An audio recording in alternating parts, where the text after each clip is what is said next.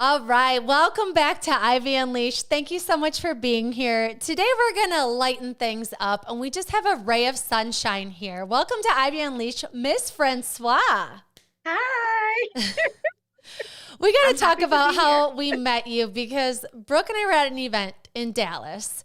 And it was a Build Your Brand event for Jen Gottlieb, who's a big speaker. And the first exercise she had us to do was basically say what we had to offer and what we were looking for.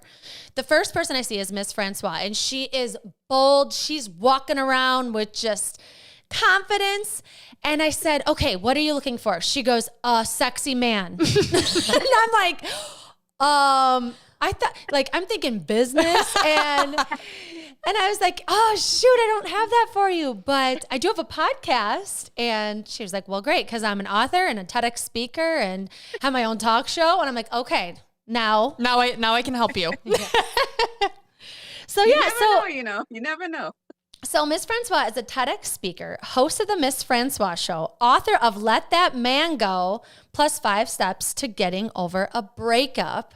So we want to talk today about humor, about love, about relationships, breakups, your life, because you have a wildly like empowering story from the beginning of your life. And so we're just so happy you're here. And Thank you. we want people to know why you named the book you named, because there's actually, what do you call it, expletives in there? Expletive symbols. I don't know. Yeah. Yes. So that's the first thing I would say is the fact that you asked me about it. So it does get people talking. So when it says let that man go, just in between it has all those symbols. So I always say when people is upset about anything, you're angry. The words that come out your mouth, a lot of time people can't say it. But I want to make sure you could express yourself. So it's like, let that nasty, disgusting man go, or let that effing, but whatever you want to say to release that stress, because you just want to strangle him at that point in time.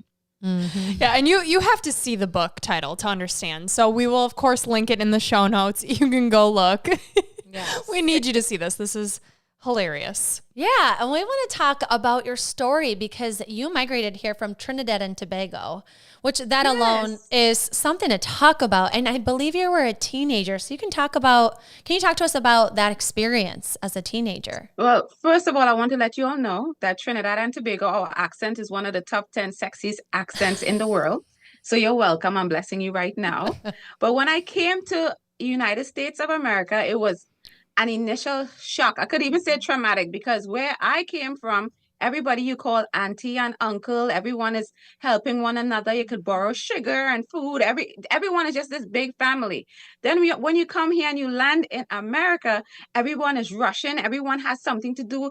And with my situation, I went by family. What they don't tell you is when you're in your country, your family be like, yeah, come, we have all these things, we can help you, all these different things. But when you come here as an immigrant, most people have a very bad story. So I had one of those stories where if you put the light on, they say you're running up the bill. If you can't stay out too late, or many times I would be in the library because I love reading. They think I was with somebody. It was always something negative, and it got so bad that they ended up putting all my stuff in a black garbage bag and put it outside, and I had nowhere to go. Oh, And that might sound, oh my God, but that happens to so many people. People just don't get to tell the story.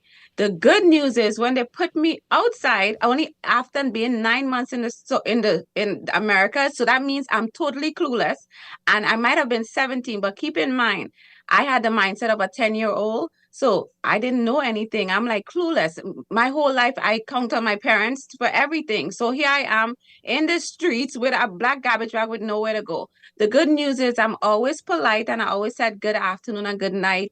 Oh, well, we say good night in the Caribbean. To this particular, he owned a barber shop. And I went there basically to ask him if I could get somewhere to sleep. And he was like, no, you can't come home with me because I have a wife, so I can't help you. But the good news is this particular guy came by and I had seen him before because he cussed me out because I used to work in McDonald's, and he cussed me out one time and he was like, isn't you the girl that I cussed out in McDonald's? And he was the one that was nice enough that he was gay, thank God, because back then that was all new. So he took me back to his house. I got a place to sleep that night. We put on dresses, watched a movie, and the next day someone was able to come get me. And it's always the strangers that seem to help me out in my life journey. Sad but true. Wow. So were you like a foreign exchange student, or who were you living with? So I was living with my aunt. Okay. But everything is not always what it makes out to be. They had the attitude of the household of basically a lot of them was sleeping with people for money, but I didn't. I come from one of those Christian homes. I don't know anything. I've never seen a penis till I was like 18. Like, I don't know. So I'm just not accustomed to that kind of life. So thank God you got out. It was terrible at the time, but looking back, I'm sure you see the blessing in it. Wait, so that's what they were doing in their home, but you got kicked out? I know. See, I should go look for them now. Yeah, because they were just not nice. Like the main thing with them is if you had money to contribute, like but significant money, and it's easier when you're sleeping around with people, you have significant money. And I don't know what a penis looks like. Like I don't know nothing. So I'm not accustomed to that kind of lifestyle. So I didn't fit the mold at that time. Wow. And you were 17? Yeah, 17. And so were you going to school at that point? Like you plugged into the school I was system? going high school. I was finishing because I finished high school in Trinidad and I had like the last year of high school here. And the sad part is like after that day that I spent at the guy's house, somebody at McDonald's that where I worked, she was nice enough to let me stay with her for a week so I could just go to my graduation. And I lived in New Jersey. So after about 9 months, I was able to come live with another set of strangers that treated me really nice in New York. But it was always seemed to be strangers. So that was the only family I had there at the time. And I am glad I got out of at that time because when I look back, anything could have happened to me. I could have been put out. You don't know who, looking at me, the wrong car could have gotten in. It could have been a lot more scarier. So I am grateful. Yeah. And if anybody's just listening on audio, I just think you should tune into YouTube because you have just such a presence. You're such a confident woman with zero hair. I just feel like that is so important. We've got to talk about your confidence because the way you carry yourself, the way you speak, your humor on your talk show is all about just owning your sexiness. It's like you're so confident in your looks, in who you are. And so I'm curious, have you always been like that? Hell no. Let's not get crazy. Let's talk about your confidence. Where's it come from? I think it's like this. I always say when you keep falling off a bike and you're bruising up your knees and everything, after a while you find different ways to not get bruised up. So I think without even realizing the shift happened, it's only when you look back, you see your journey, how you was changing as time goes on. Because even when I look back in simple thing as relationships, I was picking up these loser men. You could just say, oh, you look nice. I'm like, he loves me. Clueless. Okay. So I think in time, when you get hurt in certain situations and you start to just naturally figure out, okay, I need to figure out different ways in order for me to love myself more, to do more things for myself, to put me first. And again, how old am I? I look like 35, but I'm 45. So I've been around the world. And I came back. Oh, that's a song. Oh, you might be too young to know that.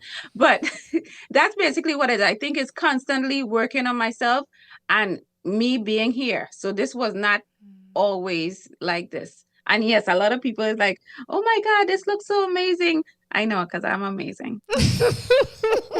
So you're 17, living now in New Jersey with strangers.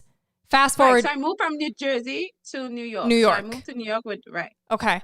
So fill in the gap of New York to now you're an author, you're a TV host, you are confident as hell. What happened in the middle as far as where life took you? They stressed me out, okay? Okay, tell me more. I think the whole thing with me being here is that when I came from my country, right, I had 8 brothers and sisters. So I realized I'm very conscious, like family oriented. I wanted that whole family aspect. So a lot of the times I got myself in a relationship for companionship and then I would adopt their family because I wanted somewhere to feel like I belonged because I didn't feel like I belonged anywhere. And Americans, you all are different, okay? We're all different. And it takes time to adjust to especially living in New York, okay? You all don't try to look for me after this episode.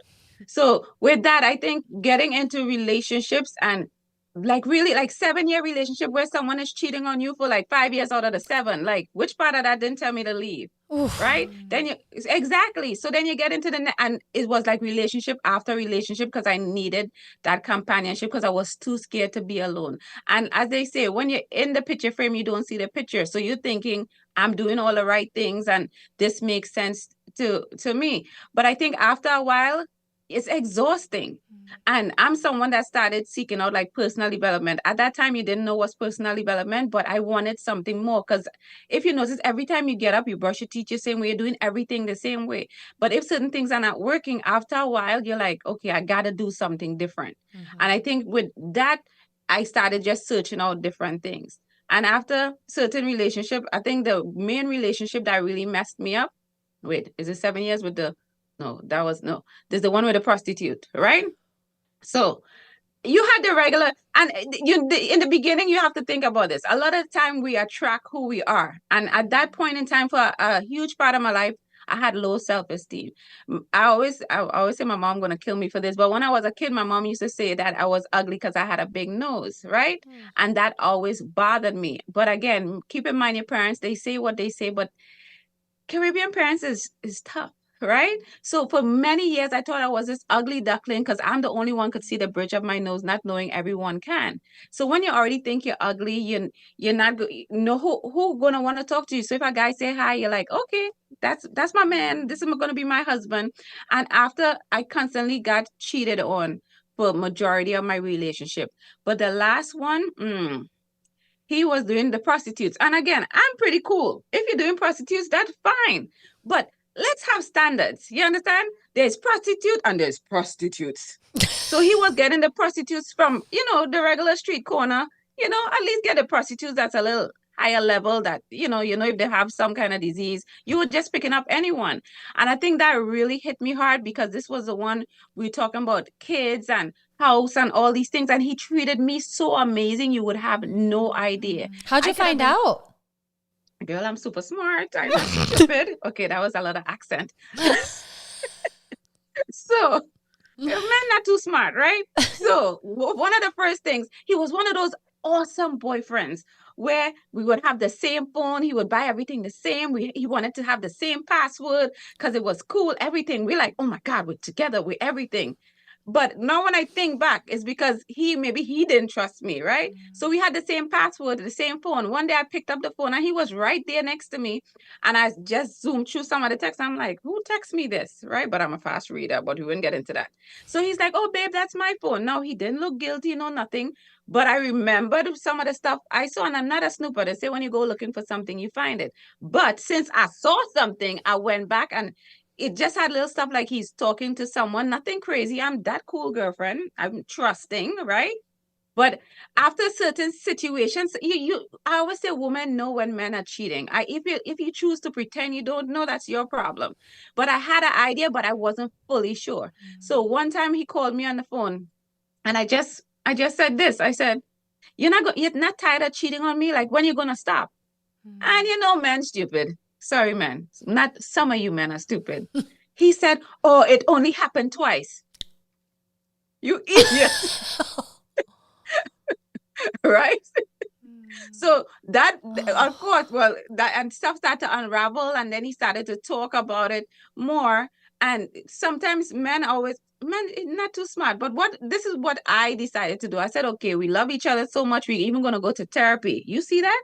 Therapy after prostitutes, okay? So we went to therapy.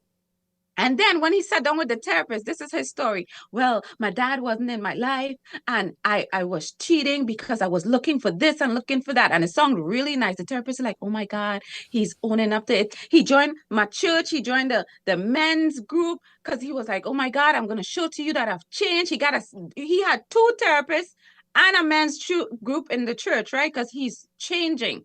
2 weeks later, he going to tell me how I'm not giving him a pat on the back because he did all these things to change. And he don't understand what my problem is. 2 weeks later, 2 weeks, right? And if that wasn't thing enough, every time that we went to the therapist, it was always him, right?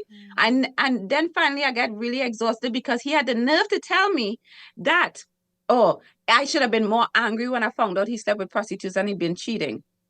So now it's my fault that I didn't get angry that you decide to be a hoe. So the last time we went to the therapist, I decided, you know what? I'm tired of his sad story and his trauma. So I told the therapist, I said, yes, he cheated, but did he tell you he was prostitute? The therapist immediately looked through her nose. She's like, no, oh my God, I didn't know it was. And after that, she packed all this thing through it outside, and I was like, it's exhausting. I'm trying to, be open and understanding and seeing your side of things. And yes, maybe he has trauma, but I ain't your mother. So how are you approaching being on the market different with everything you went through, what you know, and having higher standards now? So this is the problem. Well, it's not my problem. It's other people's problem. Now people want to say I'm picky or my standards are too high. And maybe it is for some people who they're not at the level they need to be. So I just need to find me a stronger man that knows what he wants in life. And to me, at this age, you should just see me and be like, this is my resume. I'm like, okay, this is mine. You like yours? Okay, job interview immediately. Within 6 months, you should be pregnant and married. You see these 2, 3, 4, 5 years? It's a bunch of bullshit.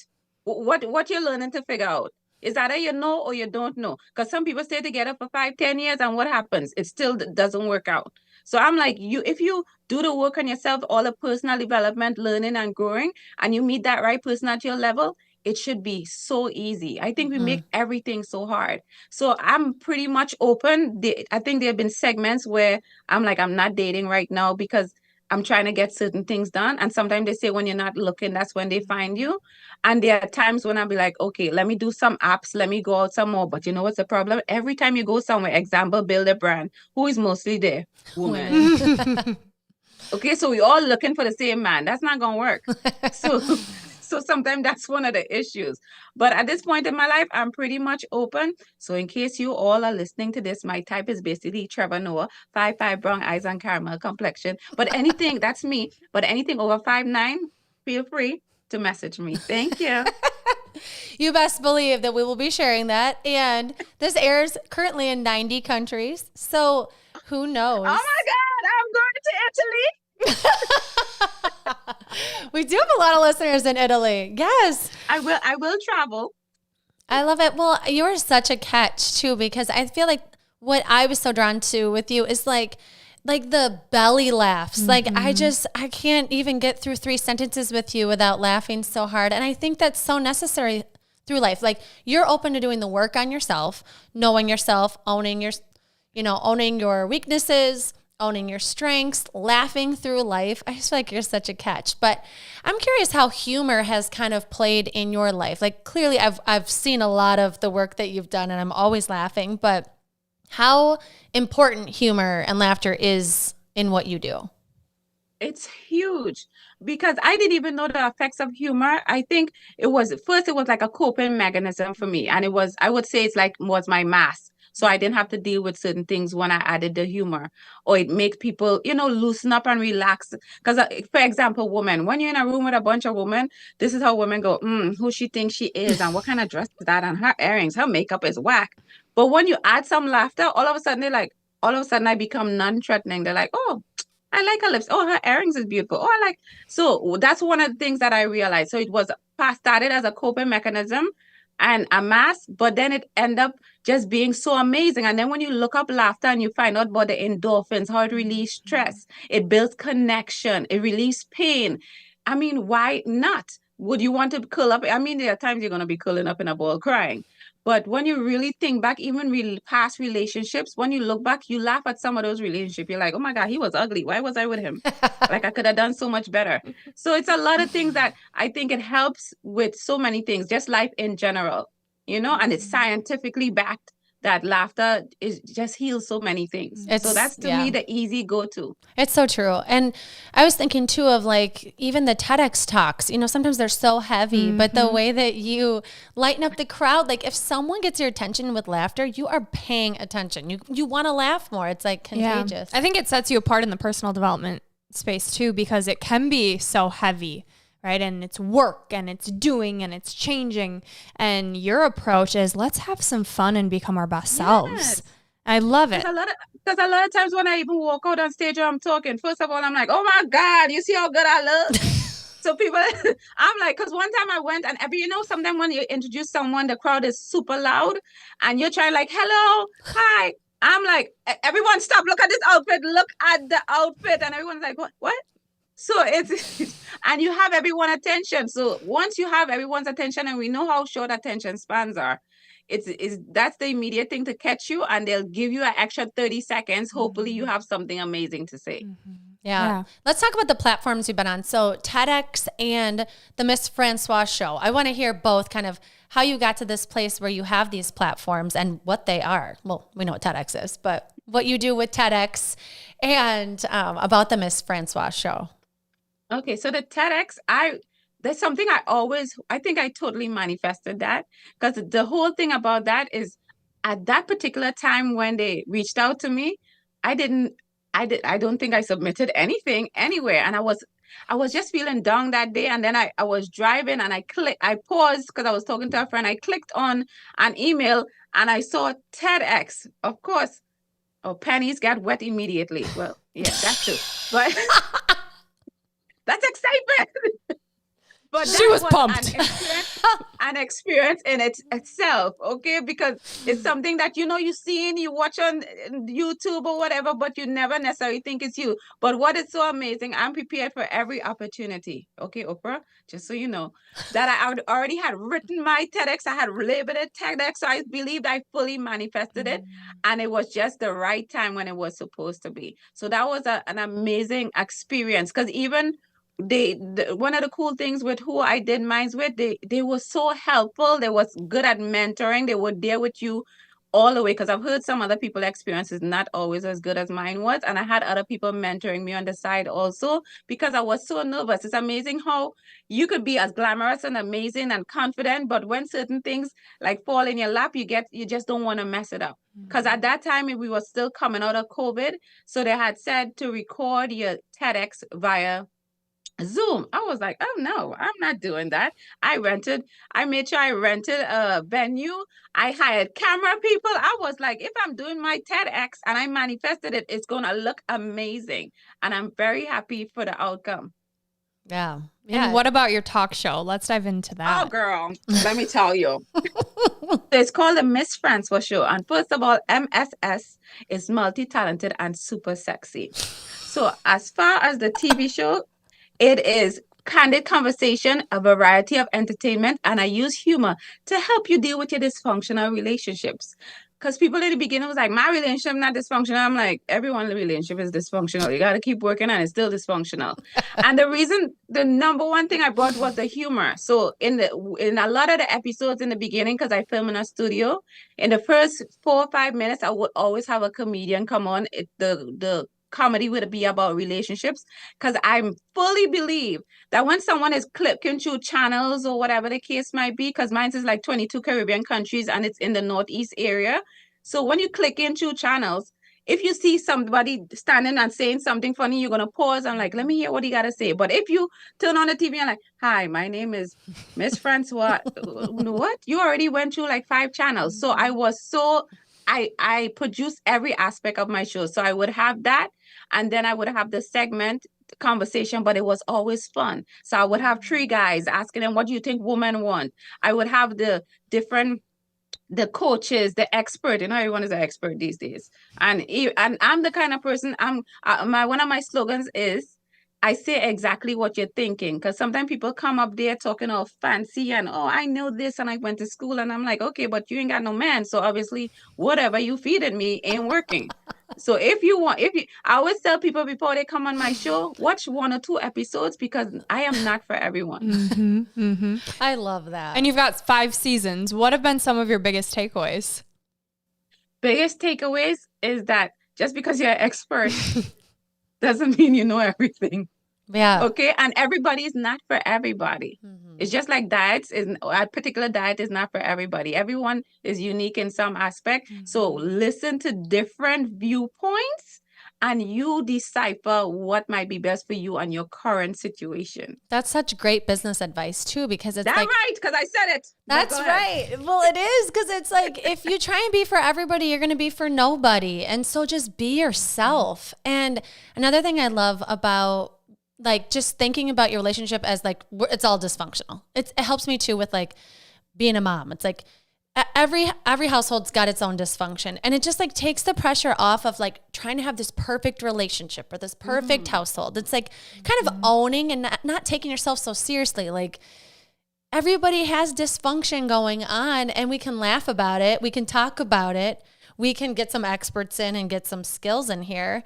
And then I think like it's beautiful that you've taken your heartbreak and your experience in relationships, you're honest about them, and you're honest about where you are, and then you're writing a book about heartbreak. Like you're using the pain that you've gone through to help people, which is so beautiful. So we want to hear more about your book and heartbreak, because you have some steps and some journaling prompts and things in this book that's really helpful and really beautiful. And we want to hear if anybody's going through heartbreak or maybe needs to work through the heartbreak that they don't have closure on. Talk about that book. Because one of the first things with the heartbreak, what I can't stand with women sometimes, right? As soon as something happened, well, you know what? I'm fine because I didn't really need him anyway. And I'm like, girl, shut your mouth and go somewhere and cry. Like the first thing you need to do is just roll up in a ball and cry. Cry, just cry. Like people don't understand, you do need to go through certain emotions before you could start to pick up yourself. At the end of the day, you don't want to be down there forever, but that's why I come up with certain steps. And again, some of these steps you might have to use all of them. Sometimes it's just one or two might just give you that extra oomph or aha moment to be like, you know what? I'm ready for that next chapter in life. Because I feel like our whole life is a book. And when it comes to relationship, we get stuck on, let's say, chapter 5. And we keep reading over the same chapter. He already went on, got married, have babies, and cheating on his wife. But you still stuck in chapter 5. Like, you got to do something about that.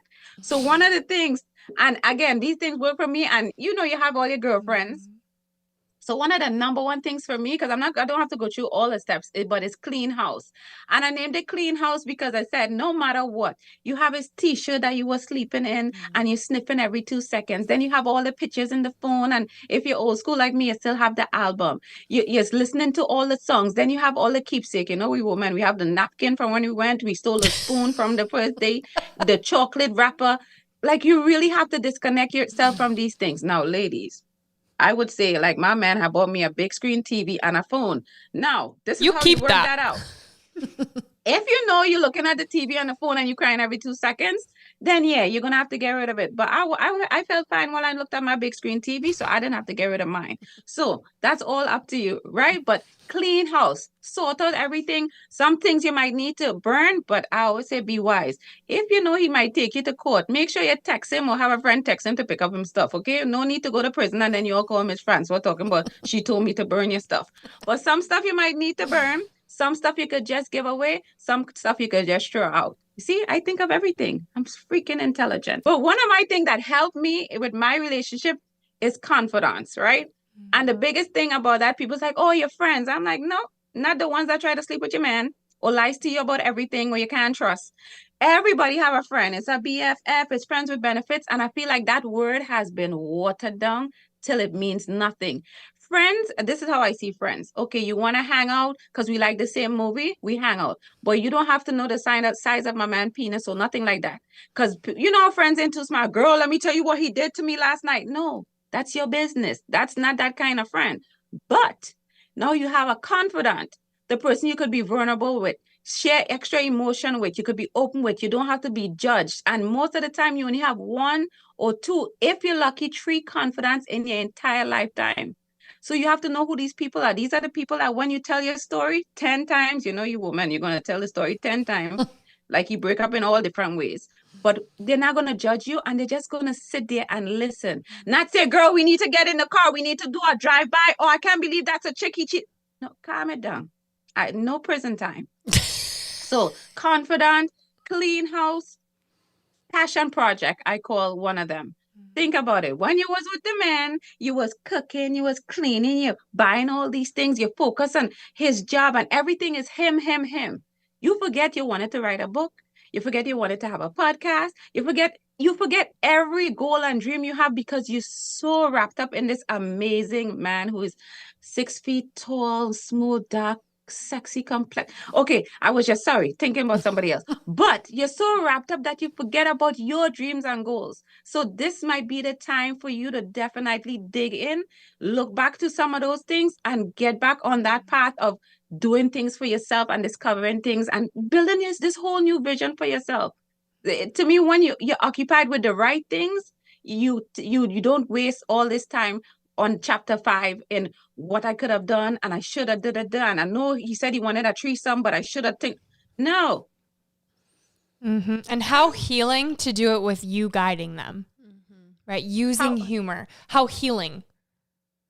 How so healing? You're giving them the steps to heal, right? But it's you that's doing it, and you're adding in your humor, which is like you're 10xing the experience for them, getting them to heal so much quicker, which I love. Like everything happens for a reason is what I believe. And there's no coincidence. And so everything you've been through has led you to this moment to help women. And it's so impactful and empowering. And I'm so just grateful that we got the opportunity to meet you and that our audience gets access to you, whether they need a good laugh or they're healing. So where can they find the books? Where can they access your work?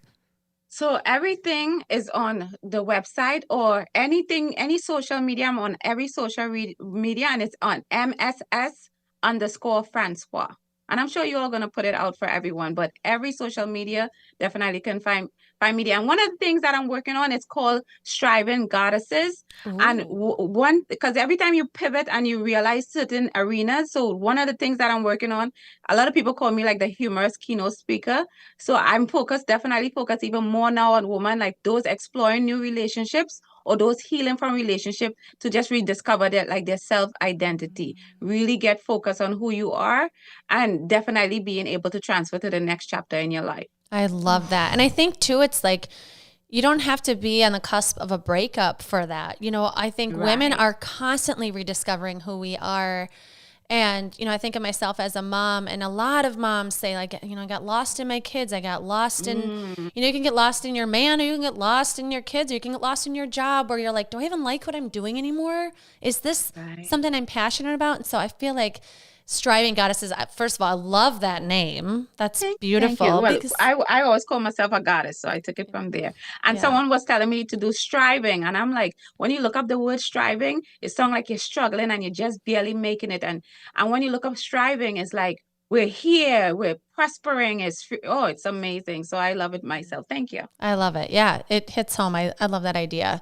And you're in the personal development space, constantly growing and understanding yourself. And so I feel like that's such a huge part of owning who you are, so you can consider yourself a goddess, right? That you're doing that inner work to build that confidence. Because if we don't know who we are and what we're passionate about, how can we walk around confident? You know, so like Brooke said, I'm so happy that you exist and that we are giving people access to you, because we've had so many laughs so far. But the show is not over. We have a few more segments. Our first one is 3 gold stars. So what would be your 3 top tips, takeaways for our listeners? Okay, one is surrounding confidence. Like if anyone listens to Jim Rohn, he was the one supposedly came up with the concept of your 5 friends, right? Your average of your 5 friends. But I think we hear these things and we don't really hear these things. So I would encourage everyone to really look at your phone to see who is the last set of 5 people you keep calling all the time, and really write down those people name. Find out how much, maybe an average of how much they make. Find out like what are they really adding to your life? What are they doing? What are their goals? And really decide if these are the people in your life, and are they just friends or are they confidants? Love that. That's a like a wow moment. Ooh, no, yeah, I that's love that. That's a big number one. I love that too. Like you said, like you hear it, but do you really hear it? Are you really taking in inventory of who am I talking to the most, and how are they impacting my energy and how I feel about myself? Like that is. Are you doing something about it? Yeah, love it. Yeah, because I think everyone just go, ooh, that's good, and then they continue talking to your loser friends that get drunk every weekend and have no real goals. And I would say the second one of the things that I had put in the book is volunteer. I think when we go through all these different changes in life, right? I think one of the good things you need to focus on is sometimes pause on yourself and help someone else. And even in helping someone else, how you feel so good about yourself, and you're helping someone that they're going to feel good about what's going on in their life, that you stop to think of them. So for instance, like I do a lot of different volunteer stuff. So I would encourage someone that instead of having a pity party every 2 seconds, really reach out and help someone. And sometimes when you help someone, you realize how great you have it, because there's always someone doing worse off than you. Not to feel good about it. Okay, people?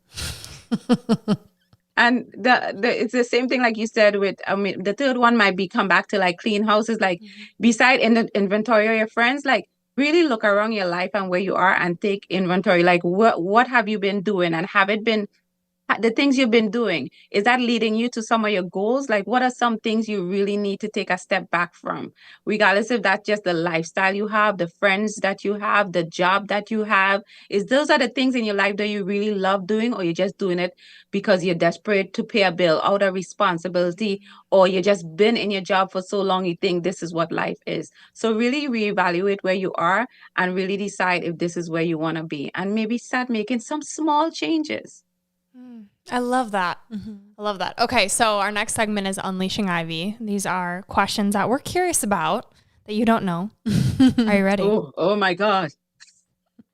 My question is about confidence.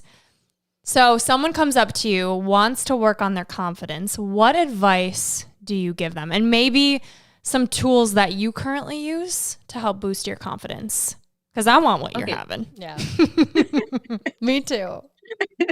So when it comes to confidence, I think first of all is the words that we use, right, with ourselves. A lot of people talk about the words that follow I am. So really focus on your vocabulary. Words can be healing or it could be poisonous. So just be more conscious of the things you tell yourself. And we say, oh, I'm ugly. Oh, I'm stupid. Oh, that don't make no sense. I'm so dumb. And simple thing like pausing and being conscious of the words that come out your mouth could start to help have a healing and positive impact of how you see yourself and how you carry yourself. So that's one thing I would encourage everyone to do. Damn, that answer was good. What's my name? I love it. I love it. My question has to do with trust. You've been through it, right? And trust is something that you need in friendships, in relationships, and you've been burned pretty badly. And so how do you trust people after all that you've been through? So I will say this. With all the personal development, at the end of the day, right? Everyone is going to hang themselves at the end of the day, right? So basically, I think you shouldn't let anybody make you into something that you're not. You continue to be your confident, your happy-go-lucky self, but still guard your heart and be conscious. Because what Maya Angelou said, I can't remember the quote. It has to do with if someone show you who they are, believe them. And I think it's us to have better discernment, because people basically say, here's a red flag. And we're like, he didn't mean that. So just be conscious of these things. It doesn't take you 5 months, 5 years to figure out certain things. Certain things would show up really early, and don't make excuses for other people. And to me, you should be going in with a trusting attitude, a trusting spirit, and let that person show up who they are. And then, it's time to move on. And believe me, that happens pretty early. We just we're not conscious of it. That's great advice. Good answer. Okay, last question. If you could go back and tell younger you one thing, what age would you choose and what would you tell her? I would tell her around the time my mom said my nose was big and that wasn't pretty. I'd be like, hey, your mom have the same nose. That means she ugly too. So let's move on with life. It's not even that serious. So I think my thing with telling myself is just keep going. Like, you're on the right path. You're beautiful. You have everything you could possibly need. You're unique. It's only one of you. And I think a lot of times we're so busy, they say comparison is the destroyer of joy or something along Thief those of joy, lines. yeah. But right. So the whole thing is, I think we grow up always you compare yourself to your brother, your sister, your mom, everybody. And then same thing with social media, all these different things. But at that age is just to let me know I am beautiful, I am unique, and I'm going to be dynamic no matter which path I choose to go on.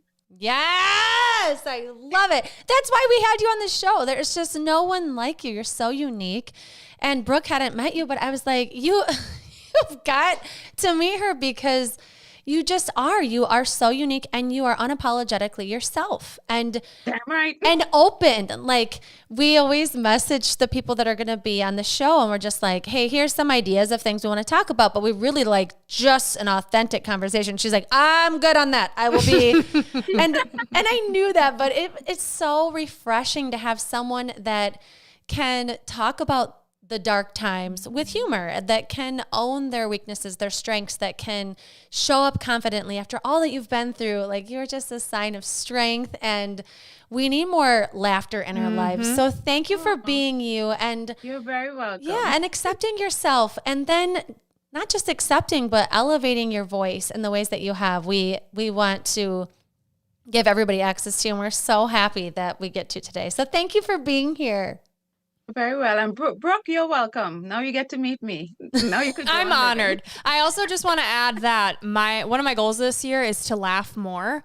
I said I want to giggle more. And so I believe that I manifested this. You in my circle, making me laugh, making me belly laugh and giggle. And it feels so good. And so I'm grateful for you. Thank you for being you. You're welcome. Thank you guys for having me on the show. Truly appreciate you. Because you see, you never know how we met. You just never know who is going to appear in your future and how we could connect and network. So this is awesome. Thank you for a great experience. Yes, you are so welcome. And we hate to see you go, but we always end every show with a piece of gold, a quote that speaks to you. Okay, so when you had mentioned that, I started rattling off my brain, but I think the one that always comes to mind is it's Zig Ziglar.